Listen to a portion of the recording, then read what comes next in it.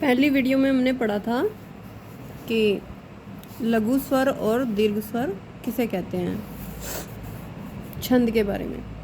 अब हम देख लेते हैं छंद का दूसरा जो अंग होता है वो पाद चरण।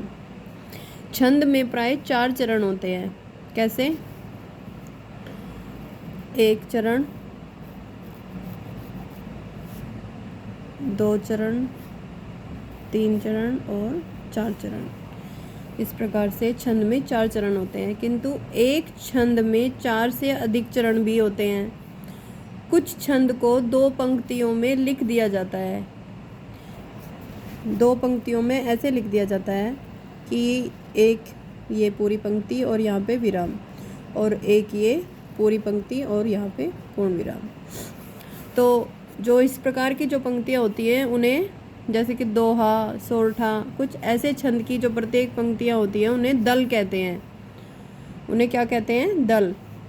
चरण 2 प्रकार के होते हैं, एक सम चरण और एक विषम चरण।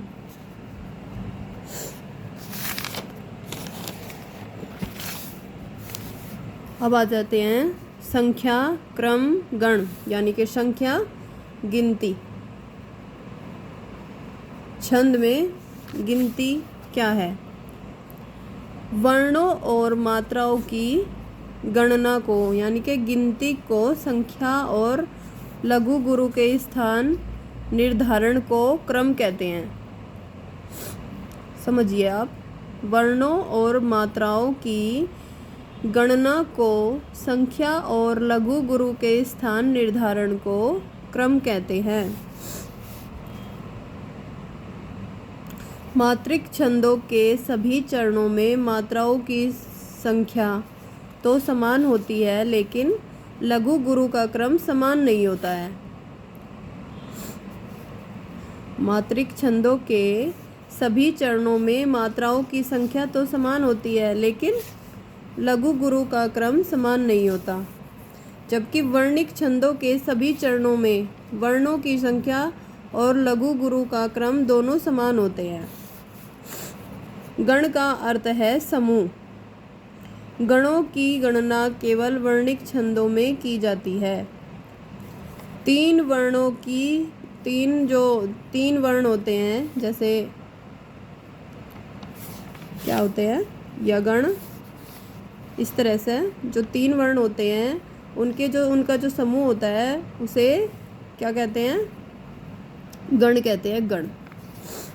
और देख लेते हैं हम गणों की संख्या क्या है। गणों की संख्या 8 है, और वे कौन कौन से हैं? यगण, मगण, तगण, रगण, जगण, बगण, नगण और सगण। यगण का जो साइन है हम देख लेते हैं, उसमें क्या है कि 1 खड़ी पाई और 2 एस के आकार का वर्तुल। एस के आकार का ये जो चिन्ह है ये एस के आकार का होता है। इसे कहते हैं गुरु और इसे कहते हैं लघु। यगण का साइन है 1 लघु 2 गुरु, और मगण का जो साइन है वो है 3 गुरु। तगण का साइन है 2 गुरु 1 लघु। रगण का साइन है 1 गुरु 1 लघु और 1 गुरु। जगण का साइन है 1 गुरु 1 लघु और 1 गुरु। भगण का साइन है 1 गुरु और 2 लघु। नगण का साइन है 3 लघु। सगण का साइन है 2 लघु और 1 गुरु। ये जो गणों का जो संख्या है, इन्हें याद करने का जो एक ट्रिक बताई गई है वो ट्रिक है इन 8 गणों का जो एक सूत्र होता है उसे याद करने के लिए क्या किया जा सकता है। इनके जो पहले अक्षर हैं, पहले जो शब्द हैं, उन शब्दों का एक पूरा का पूरा एक बड़ा समूह बना लिया जाता है। तो देख लेते हैं हम कैसे बढ़ा जाएगा वो। हम देख लेंगे यहाँ से ही। य, मैं, तै, रै, जै, भै, नै और सै। अब इसे देख लेते हैं कैसे। य, मा, ये माता, राजा, राज, राज राज, भानस। अब इसे कैसे पढ़ेंगे? ये माता राज भानस।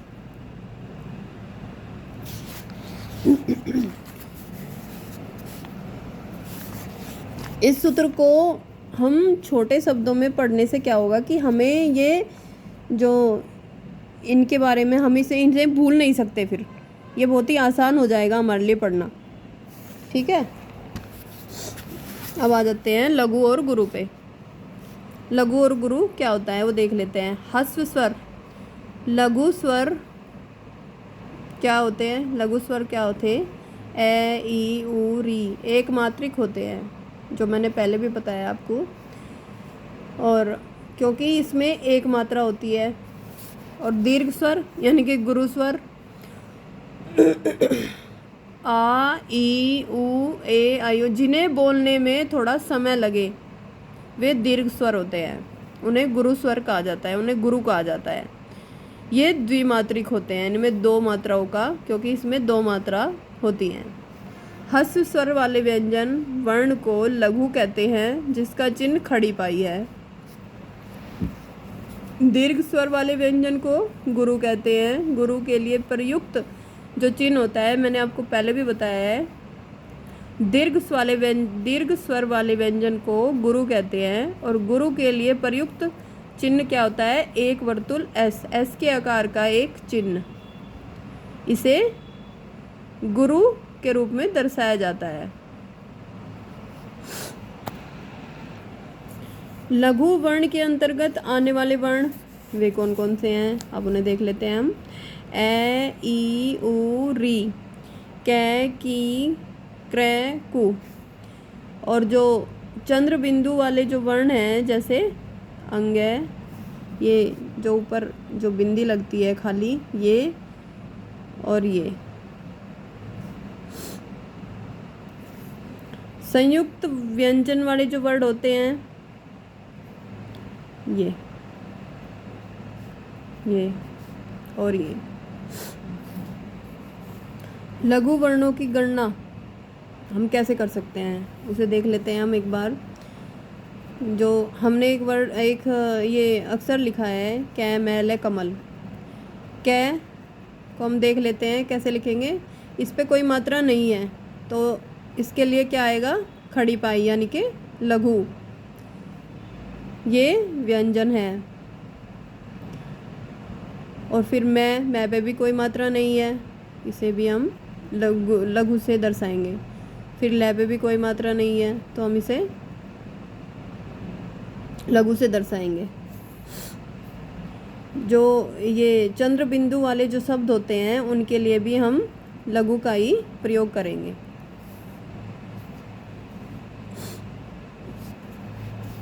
गुरु वर्ण के अंतर्गत आने वाले वर्ण आ, ई, उ, जिन्हें बोलने में अधिक समय लगे वो सब दीर्घ स्वर कहलाते हैं। तो दीर्घ स्वर के लिए हम कौन सी मात्राओं का प्रयोग करेंगे वो एक बार देख लेते हैं हम। हमने लिखा कि आदमी। आदमी शब्द के लिए हमने प्रयोग किया है आ आता है दीर्घ स्वर में, तो उसके लिए हमने प्रयोग किया है गुरु आ। उसके लिए गुरु। दै पे कोई मात्रा नहीं है, उसके लिए हमने लिखा है लघु। और मैं पे बड़ी की मात्रा है, बड़ी ई की मात्रा है, तो उसके लिए हमने लिखा है गुरु। तो ये क्या बन जाता है? आदमी, आदमी। अब देख लेते हैं ईख। बड़ी ई के लिए हमने लिया है गुरु। और खे पे जैसे कि हमने देखा कि खे पे कोई मात्रा नहीं है, उसके लिए लिया है हमने लघु। अब हम देख लेते हैं ऊपर। ऊपर के लिए क्या कि इसके लिए लिखा है हमने गुरु। पै पे कोई मात्रा नहीं है, उसके लिए लिया है लघु। और रै पे भी कोई मात्रा नहीं है, उसके लिए लिया है हमने लघु।